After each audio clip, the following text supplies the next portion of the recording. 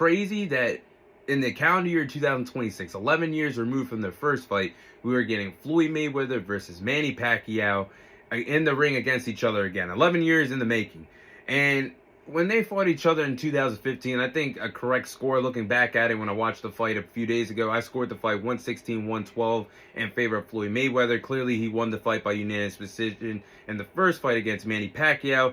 I think from a psychological standpoint, Floyd Mayweather clearly is in the driver's seat and has the advantage heading into the rematch against Manny Pacquiao because he won the first fight by unanimous decision.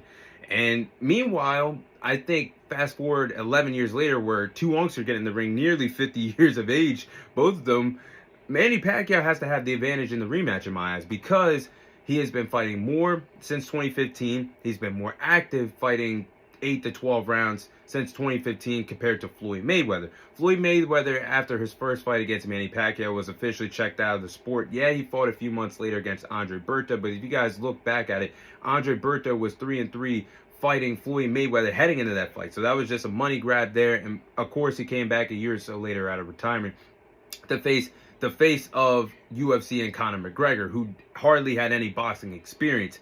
So fast forward, over the years, you have Floyd Mayweather doing playful exhibitions against DG, Logan Paul, and several others. And his next exhibition this spring is against a 60-year-old Mike Tyson. We saw how he looked in the ring a few years ago against Jake Paul in a professional fight. So you have Floyd playing around with his food, so doing these exhibitions, doing these money grabs. I don't think his heart is really in it anymore.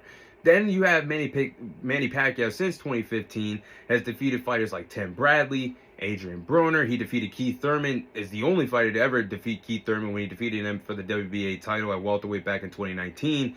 He fought Ugas, and coming back nearly 4 years inactive from the ring, 5 years inactive from the ring, he took Mario Barrios to a draw fighting for the WBC welterweight championship. So I'm looking at one fighter that is considered to some as the greatest of all time.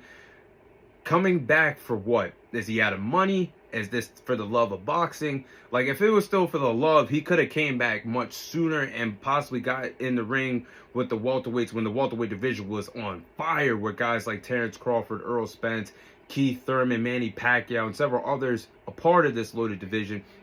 Now you're coming back at nearly 50 years of age to fight Manny Pacquiao, who is actually still taking the sport serious, still spending a lot of rounds professionally in the ring, and